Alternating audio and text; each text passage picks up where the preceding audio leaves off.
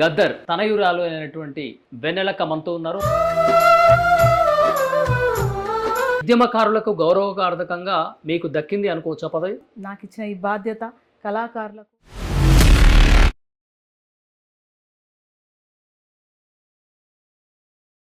మీకు సీఎం రేవంత్ రెడ్డి పలకరింపు ఏ విధంగా ఉంటుంది? మంచిగా ఉంటుంది.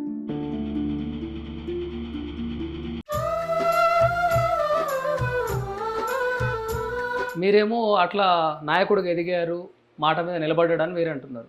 ప్రతిపక్ష పార్టీ ఏమో ప్రతిపక్షంలో ఉన్నప్పుడు వాళ్ళేం చేశారు ఉద్యమకారులకు? తమ తండ్రి గారు అయినటువంటి గద్దర్ అన్న ఒక ప్రజాభవన్ ముందు నిలబడ్డటువంటి పరిస్థితి. గద్దరన్న గురించి ఆ ఒక్క సన్నివేశమే కాదన్న, కుటుంబ సభ్యులుగా చాలా సార్లు తన అవమానానికి గురయ్యారు.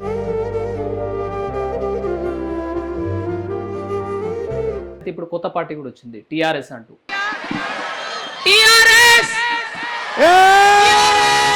మన భారతదేశం democratic country, secular country. Pawan Kalyan నిన్న ప్రెస్ మీట్ పెట్టిండు, ఎవరి అయ్యా జాగిరి కాదు అని చెప్పి. సో అవును అన్నట్టే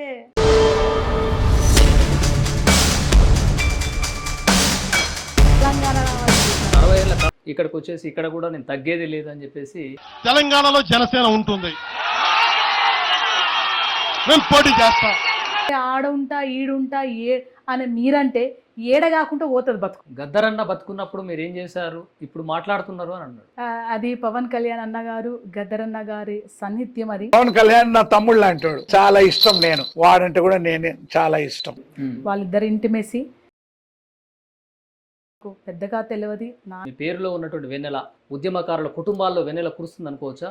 ఆయన తప్పుకుంటున్నా కాంగ్రెస్ పార్టీ ఆధ్వర్యంలో ప్రభుత్వ పాలన పైన ప్రశ్నించిన గలమో నిరుపేద బతుకులకు నీవే బలమో తప్పకుండా ఉద్యమకారుల వైపు ఉన్నాను. ఎందుకంటే ఉద్యమకారులు బిడ్డనే.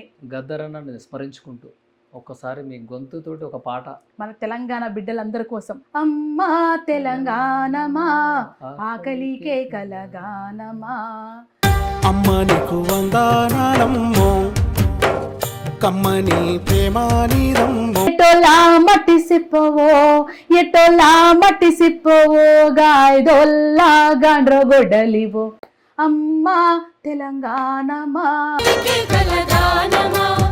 తెలంగాణ రాష్ట్ర సాధనలో కీలక పాత్ర పోషించినటువంటి ఉద్యమకారులు, ప్రజాయుద్ధ నౌక గద్దర్ తనయురాలు అయినటువంటి తెలంగాణ సాంస్కృతిక సారథి చైర్పర్సన్ వెన్నెలక్క మనతో ఉన్నారు. వారిని అడిగి తెలుసుకునే ప్రయత్నం చేద్దాం, ప్రస్తుత రాజకీయ పరిస్థితులు ఎలా ఉన్నాయని. నమస్తే అక్క. నమస్తే తమ్ముడు. బాగున్నారా? బాగున్నాను. తెలంగాణ రాష్ట్రంలో గౌరవించాలని ఉద్యమకారులకు గద్దర్ తనయురాలైనటువంటి మీకు ఈ చైర్పర్సన్ ఇచ్చారు. అప్పటి నుంచి మేము ఇంటర్వ్యూ అడిగితే ఇప్పుడు కుదిరింది, ఎలా అనిపిస్తుంది? ఎందుకు ఇంటర్వ్యూ ఇవ్వలేకపోయినానంటే, ఫస్ట్ పని చేసి మాట్లాడాలి కదా. ఏదో 10 వచ్చిందని ఇష్టం ఉన్నట్టు మాట్లాడలేము కదా. ఆ పదవి బాధ్యతలు సక్రమంగా నిర్వహించితేనే కదా మనం ఈ ప్రశ్నలకు జవాబు ఇవ్వగలుగుతాను. అందుకే ఏడాది టైం తీసుకున్నాను. ఇప్పుడు మీరు అడగొచ్చు, నేను జవాబు చెప్తాను. సంతోషం. అయితే ఉద్యమకారులకు గౌరవకార్థకంగా మీకు దక్కింది అనుకోవచ్చా పదవి? అంతే అన్న, నాకు వచ్చిన ఈ పదవి, ఈ గౌరవము అనేది ఒక బాధ్యత.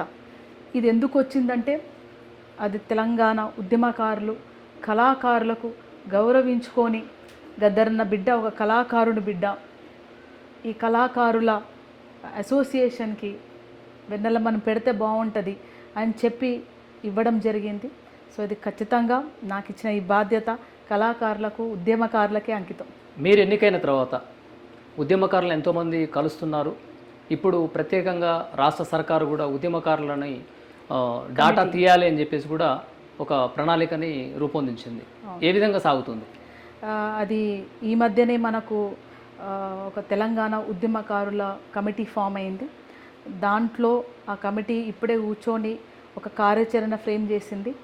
ఆ కార్యాచరణ ప్రకారము ఉద్యమకారులను వెళ్ళి కలవడము, ఆ డేటా సేకరించి ఉద్యమాల్లో వాళ్ళ నేపథ్యము అనేది తీసుకోవడానికి ప్రయత్నిస్తున్నారు.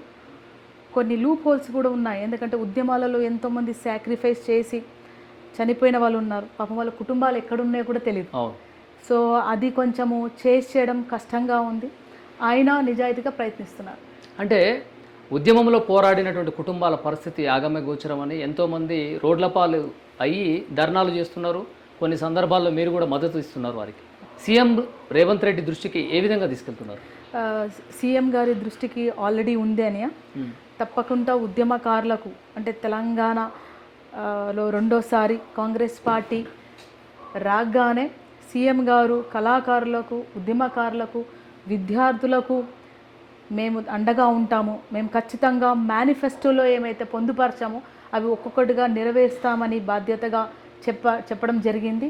సో ఆయన దృష్టికి ఆల్రెడీ తెలుసు ఉద్యమాలు, ఎందుకంటే ఉద్యమకారులు కూడా ఏంటంటే మాకు ఖచ్చితంగా భూమి ఇస్తా అన్నారు, మాకు ఉపాధి కల్పన చేస్తా అన్నారు, లేకపోతే ఇల్లు కట్టిస్తా అన్నారు అనే ఒక మేనిఫెస్టోలో ఉంది. కాబట్టి అది కూడా ఉద్యమకారులు తమ తమ ఊర్లలో నుంచి చిన్న చిన్న మీటింగ్స్, సంఘాలు పెట్టి ప్రభుత్వానికి తెలియడం జరిగింది. దాంట్లో నేను కూడా ఉద్యమ సంఘాల్లోకి వెళ్ళి నేను కూడా ఖచ్చితంగా మీ బిడ్డగా అది సీఎం గారికి రిప్రజెంట్ చేస్తా అని చెప్పడం జరిగింది.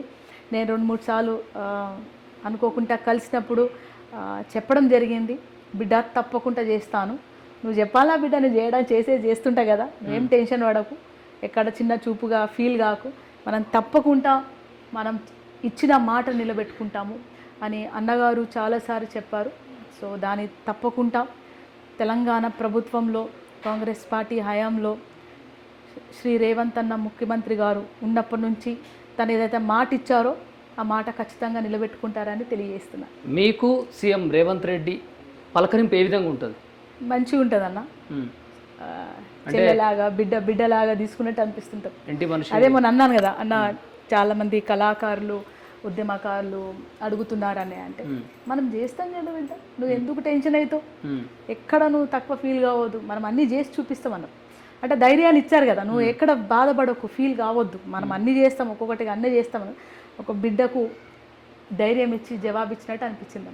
నమ్మకం కలిగింది మరి ఆ క్షణాన్ని ఆయన మాట్లాడుతున్న మాటల? తప్పకుండా నమ్మకం కలిగింది కాబట్టి ఆయన ఆ స్థాయిలో ఉన్నాడు. అట్టడుగు నాయకుడి నుంచి ఆయనని ఎంత అణిచివేస్తున్నాం, ఎంత హింసించినా సరే ఆ స్థాయికి ఎదిగాడంటే దొంగ మాటలు చెప్తే ఎదిగారన్న, కొన్ని రోజులే నడుస్తుంది దొంగ మాటలు, కానీ నిజాయితీ ఉంది కాబట్టి నాయకుడిగా ఎదిగారని నేను తెలియజేస్తున్నాను. మీరేమో అట్లా నాయకుడిగా ఎదిగారు, మాట మీద నిలబడ్డాడని మీరు అంటున్నారు. ప్రతిపక్ష పార్టీ ఏమో దుమ్మెత్తిపోస్తుంది, దాన్ని ఎలా చూడవచ్చు అంటారు మరి? ప్రతిపక్షం వాళ్ళ డ్యూటీ వాళ్ళు చేస్తున్నారన్న, ప్రతిపక్షం కాబట్టి వాళ్ళు అలాగే మాట్లాడతారు. వాళ్ళు ప్రతిపక్షంలో ఉన్నప్పుడు వాళ్ళేం చేశారు ఉద్యమకారులకు, వాళ్ళేం చేశారు కళాకారులకు, వాళ్ళేం చేశారు గద్దర్నకు, వాళ్ళేం చేశారు విద్యార్థులకు. నేను కూడా విద్యార్థినే, నేను కూడా PhD చేసి నాకు ఉస్మానియాలో ఉద్యోగం వస్తుంది, నేను ప్రొఫెసర్ అయిపోతా అనుకొని 3 ఏళ్ళు 3 డిస్టిక్లు 5,000 ఉమెన్ని కలిసి తిరిగి ఒక PhD పట్టా తెచ్చుకొని ఈనాటికి ఉద్యమం రాలేదు, అందుకే ఉద్యమానికి దిగిరా. ఒక సందర్భంలో తమ తండ్రి గారు అయినటువంటి గద్దరన్న ఒక ప్రజాభవన్ ముందు నిలబడ్డటువంటి పరిస్థితి, అప్పట్లో ప్రగతి భవన్, సన్నివేశాలు ఎప్పుడైనా గుర్తుకొచ్చాయా మీకు? అయితే గద్దరన్న గురించి ఆ ఒక్క సన్నివేశమే కాదన్న, కుటుంబ సభ్యులుగా చాలాసార్లు తన అవమానానికి గురయ్యారు. తెలంగాణ వచ్చిన తర్వాత తను ఎప్పుడు అనేవాడు, నేను ఒక్కొండే కాదు అవమానానికి గురైన, యావత్ తెలంగాణ ప్రజలు మోసపోతున్నారు, తెలంగాణ కోసం ఉద్యమంలో తమ జీవితాలు అంకితం చేసిన ఉద్యమకారులు, కళాకారులు, విద్యార్థులకు అవమానం జరుగుతుంది, మోసపోతున్నారు. అలా చాలాసార్లు వెళ్ళి పూర్వ సీఎం గారి ఆఫీస్ ముందు కూర్చొని వచ్చడం జరిగింది. కానీ లాస్ట్ టైం మొండికి ఎందుకు ఎత్తుకున్నారంటే, అరే నేను కొట్లాడకపోతే నా ఉద్యమకారులకు, నా విద్యార్థులకు, నా ఆడిబిడ్డలకు ఏముంటుంది, ఇప్పుడు పని పడతా, ఎట్లా అపాయింట్మెంట్ ఇవ్వడం నాకు ఇవ్వడం కూర్చున్నాడు అనమాట. సో ఒక్కసారి జరిగింది కాదు అలాంటి గద్దరన్న మీద అణిచివేత, అవమానాలు, నిందలు మేము చిన్నప్పటి నుంచే చూసుకొని వచ్చాం. తనను పర్సనల్గా నిందిస్తే, తనను పర్సనల్గా అవమానిస్తే తనను తాను ఆత్మవిమర్శ చేసుకుంటారు. కానీ ఎప్పుడు తిరుగుబాటు చేస్తాడు గద్దరన్న అంటే తననందుకు చెయ్యరు, తనను ఆత్మవిమర్శ చేసుకొని నేను చేసేది కరెక్టా లేడా అనుకుంటూ ముందుకెళ్తారు. కానీ తన ప్రజలని, తనతో పాటు అమరులైన అమరవీరులను, ఉద్యమాలు చేస్తున్న ఉద్యమకారులను, విద్యార్థులను, స్త్రీలని మోసం చేస్తుండు, అవమానిస్తుండంటే తిరుగుబాటు చేస్తాడు. అది గద్దరన్న అంటే. సో అలాంటి చాలా జరిగినాయి, వాటిని ప్రజలే తిప్పికొట్టారు. అయితే ఇప్పుడు తెలంగాణ రాష్ట్రంలో వేడిగా సాగుతున్నటువంటి అంశం తెలంగాణ రాష్ట్ర రాజకీయాలు ఎలా అనిపిస్తుంది? ఇప్పుడు వస్తున్నటువంటి సోషల్ మీడియాలో వైరల్ అవుతున్నటువంటి ఈ సంభాషణలు ప్రతి ఒక్కటి మన నేటికి 12 సంవత్సరాలు పూర్తయింది తెలంగాణ రాష్ట్రం వచ్చి. ఎలా అనిపిస్తుంది ఆనాటి స్మృతులు? మీరు కూడా పాటలు పాడారు, స్టేజ్ల మీద గజ్జగట్టారు. అంటే రాజకీయాలు అట్లనే ఉంటాయన్న. ఏదో ఒకటి ప్రజల్ని మభ్యపెట్టడం, ప్రజల్ని కన్ఫ్యూజ్ చేయడం, ప్రజల్ని తప్పుడు దోవ పట్టడమే కొన్ని పార్టీలు చేస్తూ ఉంటుంటాయి. అదెందుకంటే వాళ్ళ ఉనికి చాటుకోవడానికో లేకపోతే వాళ్ళ పాగా వేయడానికో అలాంటివి చేస్తూ ఉంటాయి. సో అలాంటి సిచ్యువేషన్ ఇప్పుడు నడుస్తుందని నేను అనుకుంటాను. ఈ మధ్యకాలంలో ఉన్న పార్టీలు అంటే ప్రధానంగా జాతీయ పార్టీల్లో అయినటువంటి Bharatiya Janata party, Congress party, Bharatiya Janata party, ఈ విధంగా బీఆర్ఎస్ ఉంది. బీఆర్ఎస్ కూడా జాతీయ పార్టీ కిందకి తీశారు. అయితే ఇప్పుడు కొత్త పార్టీ కూడా వచ్చింది, టీఆర్ఎస్ అంటూ కల్వకుంట్ల కవిత పెట్టింది. ఆ పార్టీ పైన మీ అభిప్రాయం ఏంటి?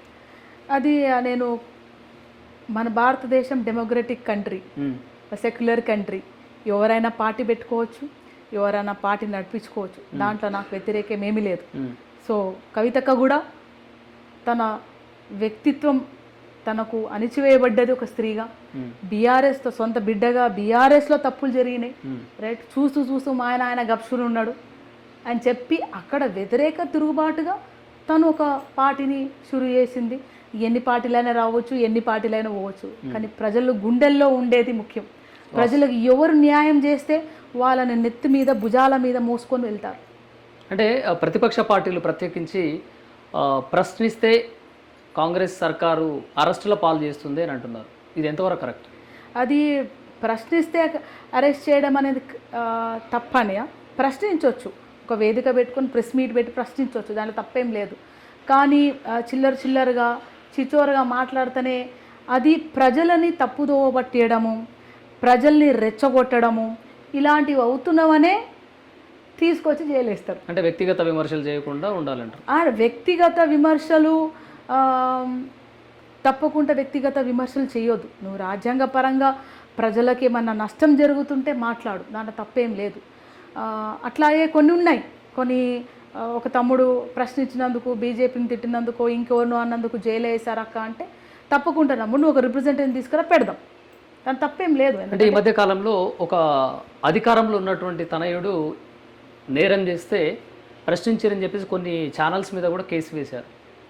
అది ఎలా చూస్తారు? ప్రజానీకం ఏం చేస్తారు? ప్రజాస్వామ్యంలో మనం ఉంటున్నాం, ప్రశ్నించడము, అన్యాయం జరిగిందని ప్రశ్నిస్తే కటకటాల పాలు, కేసులు అని అంటే అది ఎంతవరకు కరెక్ట్? అంటే మనము కోవిడ్ తర్వాత చూస్తూ ఉంటే, గత 10 సంవత్సరాలు చూస్తూ ఉంటే, ఒకప్పుడు జర్నలిస్టులు అంతే, జర్నలిజం అంటే, ఒక టీవీ ఛానల్ అంటే చాలా గౌరవప్రదంగా ఉండేది.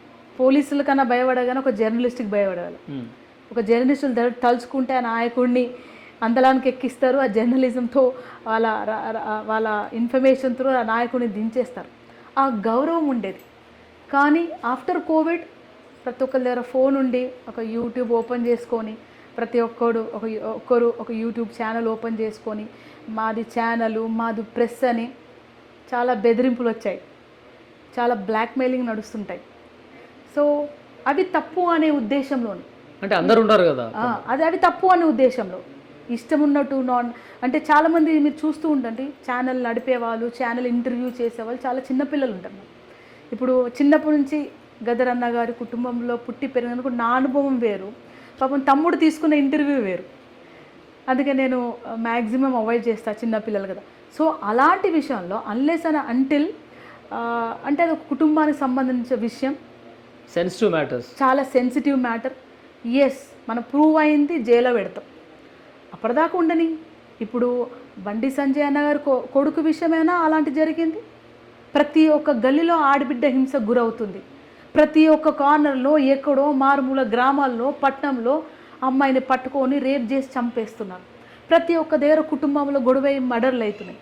మరి వాటిని మనం అంతా హైలైట్ చేస్తున్నాం.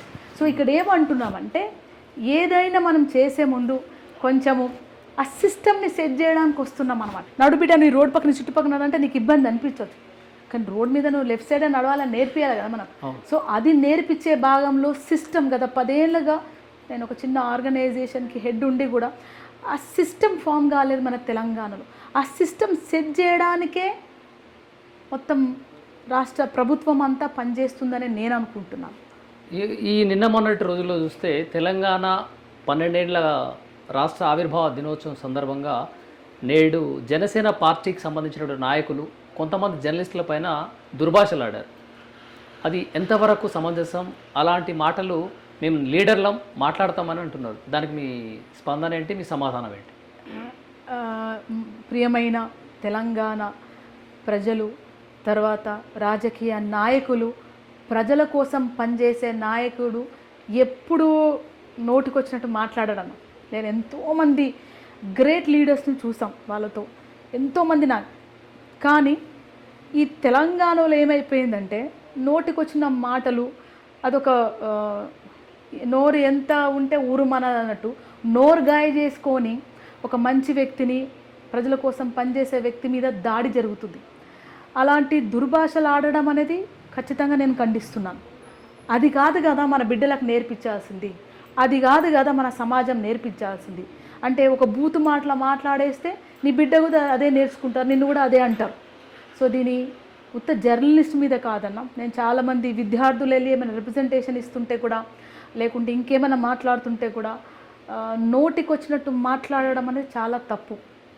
రైట్, ఒక ఆడబిడ్డగా నేను ఖచ్చితంగా ఖండిస్తున్నాను. రైట్, నా ఒకటే రిక్వెస్ట్ రాజకీయ నాయకులకంతా, మనము నోరు మంచిగా ఉంటే ఊరు మంచిగా ఉంటుంది అంట. సో అది కూడా గుర్తుపెట్టుకోవాలి. నోరు పడేసుకుంటే మేము రాజులు అయిపోతాం, ఇష్టముడని మాట్లాడితే, సెటైర్లు వేసేస్తే ప్రజలు, పిచ్చి ప్రజలు ఉప్పొంగిపోయిన మాటలు పడిపోయి ఓట్లేస్తారు అనే వ్యవస్థ పోయింది. రైట్.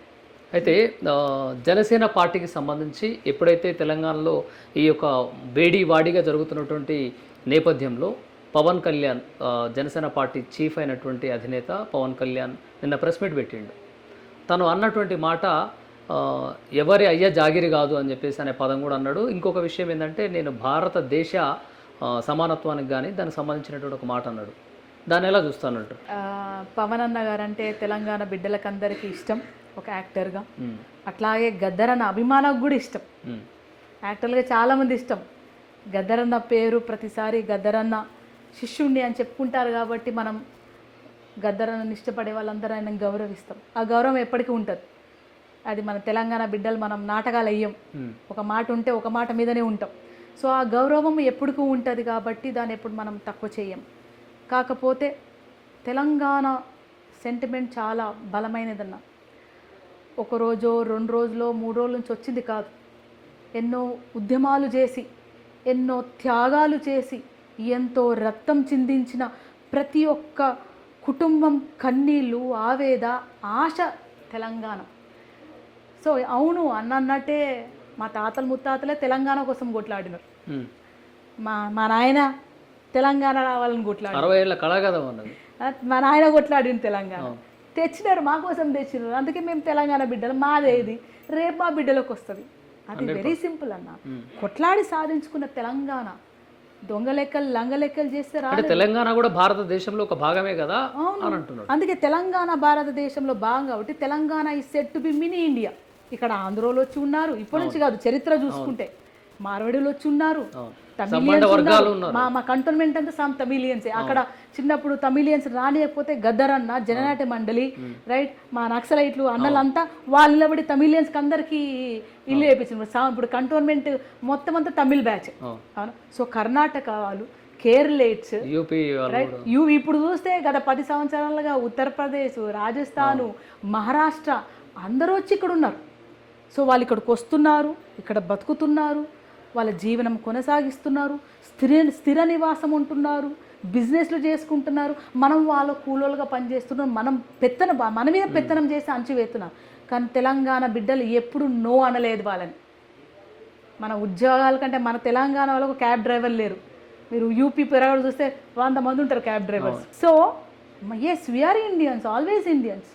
అయితే ఒక ప్రత్యేకించి ఇంకొక మాట కూడా అన్నాడు. ఏంటంటే, ఇప్పటి వరకు నేను అనుకోలేదు తెలంగాణలో నడిపియాలి అని, బరాబర్గా నిలబడతా, ఇక్కడ పోటీ చేస్తాం, రాబోయే గ్రేటర్ హైదరాబాద్ ఎలక్షన్స్లో కూడా ముందు ఉంటుంది అని చెప్పేసి ఆయన అన్నాడు. అంటే ఎలా చూడొచ్చు ఇప్పుడు రాబోయే రోజుల్లో భవిష్యత్తు? ఎవరు ఆపుతారన్నా, ఇట్స్ డెమోక్రటిక్ కంట్రీ. నువ్వు కూడా పార్టీ పెట్టుకోవచ్చు, ఎవరైనా పెట్టుకోవచ్చు అంటారా? మన తమ్ముడు పెట్టుకోవచ్చు, కెమెరామెన్, నడిపియండ్రి, గెలిపియండ్రి, ఎవరు వద్దంటారు. It's democratic country, you can contest. అవును. Right, nobody is going to, ప్రజలు నిర్ణయించారు. అయితే పవన్ కళ్యాణ్కి అక్కడ ఒక సీఎం తర్వాత నెక్స్ట్ పొజిషన్ డిప్యూటీ సీఎంగా ఉన్నారు, ఇక్కడికి వచ్చేసి ఇక్కడ కూడా నేను తగ్గేదే లేదని చెప్పేసి అంటున్నటువంటి మాట. రాబోయే రోజుల్లో ఎలక్షన్స్లో ఏ విధంగా ఉండబోతుంది జనసేన పార్టీ అంటే ఏం చెప్తారు మీరు? ముందుగా నేను తెలంగాణ బిడ్డలకు తెలియజేయాల్సింది ఏమంటే ఈ తెలంగాణ గడ్డ మీద మనం గర్వంగా చెప్పుకుంటున్నాం Telangana state, we are from state of Telangana. ఆ తెలంగాణ ఎక్కడి నుంచి వచ్చింది, ఏ త్యాగాల నుంచి వచ్చింది, ఏ తిరుగుబాటు మీద నుంచి వచ్చిందనే నిజం తెలంగాణ బిడ్డలకు తెలుసు. ఎవరో వచ్చి ఏమో చెప్పి ఏమో చేస్తే అంత గొర్రెలు కాదు మన వాళ్ళు. ఓపిక పడతారు. రేపు దుంకలాడుతుండే బిడ్డ, దుంకలాడింది ఎన్ని రోజులు దుంకలాడి ఎట్టకేళ్ళ కింద పడతారంటారు. సో ఒక డెమోక్రటిక్ కంట్రీగా మీరు ఎక్కడైనా పోటీ చేయవచ్చు, అది అభ్యంతరం లేదు. కానీ ప్రజలు తప్పకుండా ఒక నిర్ణయాన్ని ఇస్తారు, ఒక జవాబు ఇస్తారు అని నేను గట్టిగా నమ్ముతున్నాను. అట్లాగే ఆడుంటా ఈడుంటా అని మీరంటే ఏడ కాకుండా పోతుంది బతుకు. అదే అంటే ఆడుంటా ఈడుంటా అంటే ఏడ కాకుండా పోతుంది బతుకు. అర్థమైందా? ఒక స్టాండ్ మీద ఉండాల నాయకుడు అనేది వాళ్ళు. రైట్, ప్రజలకు ఒక దిశ నిర్దేశం ఇవ్వాల్సిన స్థాయిలో ఉన్న పదవిలో ఉండాల్సిన నాయకుడు అలా ఉండాలి. అంటే you have to take one stand and work on that stand. అప్పుడే నమ్మకం వస్తుంది. నేను అది చేస్తా ఇది చేస్తా అంటే ఆ సెంటిమెంట్ని వైలేట్ చేస్తున్నట్టు అనిపిస్తుంటుంది. వైలేట్ చేయడం, రెచ్చగొట్టడం వేరు, వైలేట్ చేయడం వేరు, డైవర్ట్ చేయడం వేరు అనేది ఉంటుంది. సో అలాది కాకుండా ఒక నాయకుడిగా ప్రజాసేవ చేసిన వాళ్ళగా మీరు ఎన్నో విధంగా చేయవచ్చు సేవ. తెలంగాణ ప్రజలకు చేయవచ్చు, రైట్, విద్య ఫ్రీగా ఇవ్వచ్చు, మీ కాలేజ్ ఓపెన్ చేసుకొని స్కూల్ ఓపెన్ చేసుకొని ఇంటర్నేషనల్ లెవెల్లో విద్య ఇవ్వచ్చు, రైట్, మీకున్న పలుకుబడికి. అట్లాగే వైద్యం ఇవ్వచ్చు, మీకున్న పలుకుబడి ఫ్రీ వైద్యం ఇవ్వచ్చు, ఇంటర్నేషనల్ వైద్యం ఇవ్వచ్చు ఫ్రీ. అలాంటి చేసి ప్రజల్లో ఉండి ప్రజల భావాలను దెబ్బతీయకుండా ప్రజల్లో ఉండి ప్రజల నుంచి ఎదిగిన వాడే నాయకుడు. నేను వచ్చి చేస్తా అంటే కాదు అని నేను అనుకుంటున్నాను. అంటే స్పెషల్గా నిన్న ఒక మాట కూడా అన్నాడు ఆయన. ఎందుమన్నాడంటే గద్దరన్న బతుకున్నప్పుడు మీరు ఏం చేశారు, ఇప్పుడు మాట్లాడుతున్నారు అని అన్నాడు. వాస్తవానికి ఏం చేసి ఉంటాడు పవన్ కళ్యాణ్ అనేది మీ దృష్టికి ఏమైనా ఉందా? అది పవన్ కళ్యాణ్ అన్నగారు గద్దరన్న గారి సాన్నిధ్యం, అది వాళ్ళిద్దరి ఇంటిమేసి. వాళ్ళు ఎలా ఉన్నారు అనేది మాకు పెద్దగా తెలియదు. నాన్నగారు చెప్తే ఆయనే చెప్తే విన్నాము, సోషల్ మీడియాలో చూసాం. పవన్ కళ్యాణ్ గారు నాన్నని చాలాసార్లు కలిశారు, చాలాసార్లు కలిశారు, ఇష్టపడ్డారు. అట్లాగే హాస్పిటల్ ఉన్నప్పుడు కూడా వచ్చారు. సో అది పవన్ కళ్యాణ్ అన్న గారికి ఆయన అనుకున్నారు నేనే వచ్చానేమో అనుకున్నారు. కానీ చాలామంది నాన్న హాస్పిటల్ ఉన్నప్పుడు ఇప్పుడున్న మన ముఖ్యమంత్రి గారు కూడా వచ్చారు, ఆయన ఎక్కడ వైరల్ చేసుకోలేదు. అందరూ మన బట్టి గారు కూడా వచ్చారు, ఇక్కడ వైరల్ చేసుకోవాలి. సామాన్యమైన ప్రజలు కళాకారులు కూడా వచ్చి నాన్నను పలకరించిపోయారు, అది వైరల్ చేసుకోలేదు. సో ఏదో చెప్పాలి, ఏదో అనాలని అనడం అనేది మంచిది కాదనిపించింది. వాళ్ళిద్దరు రిలేషన్షిప్ని, వాళ్ళిద్దరున్న అనుబంధాన్ని వాళ్ళకే వదిలేయాలి. అది పవన్ అన్న గారి విఘ్నతకే నేను వదిలేస్తున్నాను, ఆ విఘ్నతకే నేను వదిలేస్తున్నానని తెలియజేస్తున్నాను. ఏంటి ఇప్పుడు కాంగ్రెస్ ప్రభుత్వం మీరు తీసుకున్నటువంటి ఉద్యమకారుల పక్షాన వాళ్ళకి సరైనటువంటి న్యాయం చేస్తానని చెప్పేసి మీ పేరులో ఉన్నటువంటి వెన్నెల ఉద్యమకారుల కుటుంబాల్లో వెన్నెల కురుస్తుంది అనుకోవచ్చా? ఆయన తప్పకుండా కాంగ్రెస్ పార్టీ ఆధ్వర్యంలో తప్పకుండా ఉద్యమకారుల వైపు ఉన్నాను. ఎందుకంటే ఉద్యమకారులు బిడ్డనే, కాంగ్రెస్ పార్టీ ఉద్యమకారు బిడ్డనే ఈ పదవి ఇవ్వాలని తీసుకొచ్చి పెట్టింది. సో ఖచ్చితంగా మనం వాళ్ళ వైపు నిలబడ్డాం, కళాకారుల వైపు నిలబడ్డాం. కళాకారులు, ఉద్యమకారులు, విద్యార్థుల తరఫునే నేను నిలబడి కాంగ్రెస్ పార్టీలో ఉండి మన హక్కులు మనం సాధించుకుంటాం. మన ముందు నుంచే ఒక్కొక్కటిగా ప్రయత్నించుకుంటూ చేసుకుంటూ రావడం అనే ఒక ప్రణాళిక ప్రభుత్వానికి ఉంది కాబట్టి తప్పకుండా చేస్తారు. ఆ రిప్రజెంటేషన్ మేము ముందుకు తీసుకుపోయాము, ఇంకా ముందు కూడా ఇచ్చేదాకా మనం కాంగ్రెస్ పార్టీ కానీ, ముఖ్యమంత్రి గారు కానీ, మన ఉప ముఖ్యమంత్రి కానీ, మన మంత్రి ఇప్పుడు హైదరాబాద్లో పొన్నం ప్రభాకర్ అన్న గారు కానీ, అందరు మంత్రులు కూడా గడిలో కూర్చొని పాలన చేస్తలేరన్న. ప్రతి ఒక్క ఎమ్మెల్యే కానీ, ప్రతి ఒక్క మంత్రి కానీ ఖచ్చితంగా నియోజకవర్గంలో ఉన్నారు, నియోజకవర్గంలో పనిచేస్తున్నారు.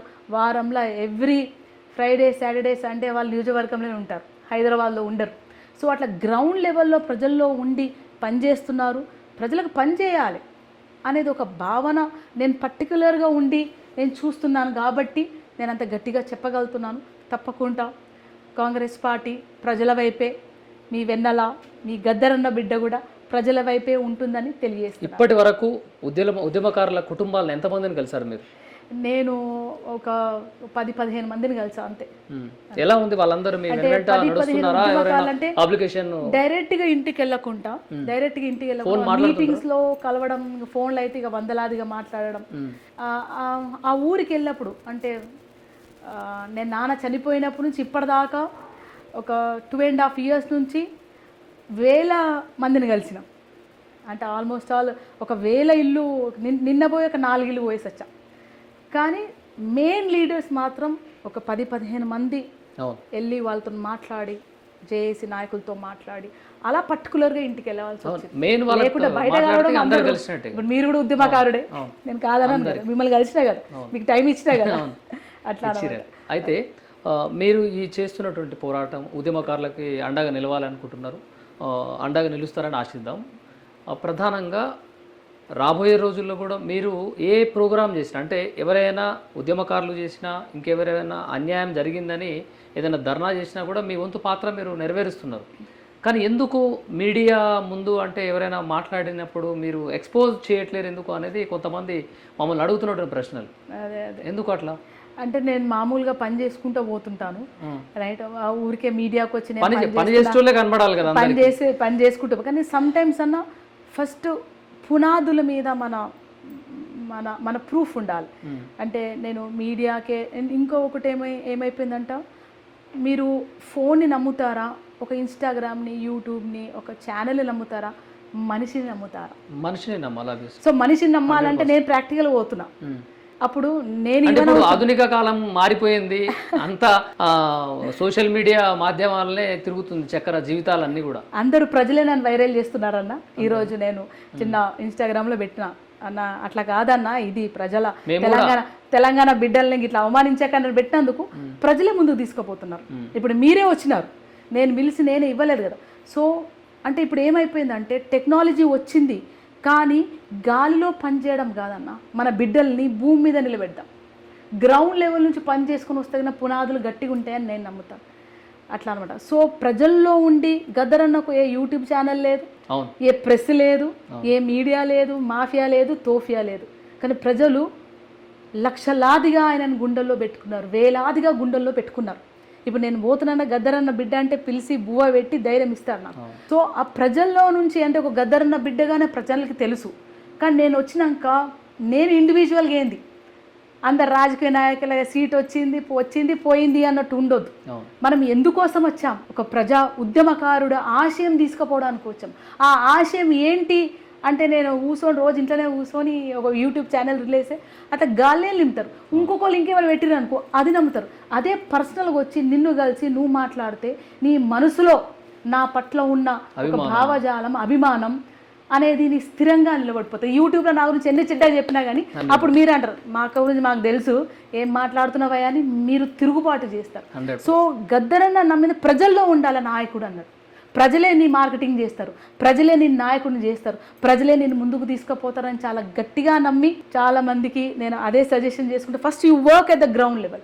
గ్రామ పునాదులకు వెళ్ళు, ప్రజల గుండెల్లో ఉండు, ప్రజల పనిచేయ, ప్రజలే నేను తీసుకుపోతారు, ఆకాశానికి ఎత్తేస్తారు. ఇంక ఛానల్ ఉంటుంది పోతుంది, ఈరోజు ఈ ఛానల్ రేపు ఇంకో ఛానల్. అందుకనే తెలంగాణ పట్ల ఉన్న మీకు ప్రేమ గద్దరన్నని స్మరించుకుంటూ ఒక్కసారి మీ గొంతుతోటి ఒక పాట. అయ్యో గొంతు తిరిగి గొంతే వస్తలేదు. ఆయన నాకు చాలా ఇష్టమైన పాట. తెలంగాణ మలిదశ ఉద్యమాన్ని మరొక్కసారి ఈ పాటతో 1991లో మొదలైంది. తర్వాత 97లో భువనగిరి సభలో గద్దరన్న గారు ఈ పాట పాడారు. ఈ పాట పాడినాకనే అదే ఏప్రిల్లో గద్దరన్న మీద అటాక్ అవ్వడం జరిగింది. ఈ పాట మన తెలంగాణ ప్రజలని ఆలోచింపచేసింది. Why Telangana, for what Telangana, ఇది నిజమా, ఇట్లా జరిగిందా అనేది ప్రజల కష్టాలను, కన్నీళ్లను, అణచివేతను, దోపిడిని ఈ పాట రూపంలో ఆయన పెట్టారు. సో 2 చరణాలు మన తెలంగాణ బిడ్డలందరి కోసం. అమ్మా తెలంగాణమా ఆకలికే కలగానమా, అమ్మా తెలంగాణమా ఆకలికే కలగానమా అమ్మా నీకు వందనాలమ్మో కమ్మని ప్రేమానిదమ్మో ఎటోలా మట్టి సిప్పవో ఎటోలా మట్టి సిప్పవో గాయదొల్లా గాండ్ర గొడ్డలివో అమ్మా తెలంగాణమా ఆకలికే కలగానమా. ఈ పాట వింటేనే గుండెల నుంచి ఒక ధైర్యం వస్తుంది, సూపర్ అక్క. కన్నీళ్ళ నుంచి ఒక భావోద్వేగము వస్తుందన్న. అంటే ఆ తెలంగాణ నేను ఇచ్చిన నేను తెచ్చిన అడుక్కున్న అది కాదన్న, అది గుండెల్లో ఉంచి వచ్చి తిరుగుబాటు గీతమై ప్రాణత్యాగానికి తెగించి ఉద్యమాలు నడిచిన గడ్డ. దాన్ని మనము ఈ నాటకీయంగా ముందుకు తీసుకుపోవచ్చు. మన బిడ్డలకు మన తెలంగాణ స్ఫూర్తిని అందజేయాలని నా మనస్ఫూర్తి కోరిక మన తెలంగాణ బిడ్డలందరికీ. ఎలా చూస్తాం మరి రాబోయే రోజుల్లో? ఇప్పుడు తెలంగాణ సాంస్కృతిక సారథికి చైర్పర్సన్గా ఉన్నారు. రాబోయే రోజుల్లో ఎలా చూస్తాం వెన్నెల గారిని అంటే ఏం చెప్తారు? మీరు ఎలా అనుకుంటే అలా కనబడతాం. అది ప్రజలు నిర్ణయించాలే, మనం పని చేసుకుంటూనే పోతాం, గట్టిగా పని చేసుకుంటూ పోతాం, ప్రజల్లో ఉంటాం, ఖచ్చితంగా పాలనలో ఉంటాం, పాలనలో పాలసీ మేకింగ్లో ఉంటాం. సారథికి అంకితం కాకుండా ప్రజల సమస్యలు తీర్చే నేను వెన్నెల అనబడే నేను అనాలి అని ప్రజలు చాలా మంది అనుకుంటారు. ఆ సందర్భం ఎప్పుడు వస్తుంది మరి? నేను ఒక్క వ్యవస్థకో కులానికో మతానికో చెందిన కాదు, ప్రజల కోసం అంకితమైన అమరవీరుల బిడ్డని. వాళ్ళంత గొప్పగా నేను చేయకపోవచ్చు, ఉద్యమకారుల అంత గొప్పగా నేను చేయకపోవచ్చు, విద్యార్థుల త్యాగమంతా తల్లుల త్యాగమంతా గొప్పగా చేయకపోవచ్చు. వాళ్ళ శిష్యులుగా 2 అడుగులేసి రేపటి నా బిడ్డలకు ఈ అడుగులో నడవండే అని దారి మాత్రం చూపిస్తాను. రైట్, సంతోషం. Thank you. జై తెలంగాణ, జోహార్ తెలంగాణ అమరవీరులకు జోహార్. చూస్తున్నాం కదా, తెలంగాణ సాంస్కృతిక సారథి చైర్పర్సన్ వెన్నెల గారి మాటల్లో విన్నాము. తెలంగాణ పైన ఉన్నటువంటి తనకున్న ప్రేమ, తన తండ్రి గారి ఆశయ సాధన, ఉద్యమ వీరులను ఉద్యమ అమరులను అందరినీ కూడా వారి కళల సాకారం చేస్తానని మాటిస్తున్నారు. రాబోయే రోజుల్లో తనని నమ్ముకున్న నియోజకవర్గంలో కూడా వెన్నెల అనబడే నేను అనాలని ఆశిద్దాం. మరో స్పెషల్ గెస్ట్తో మేము ముందుట చూస్తూనే ఉండండి ధార్మి టీవీ. నేను మీ గంగాధర్. నమస్తే.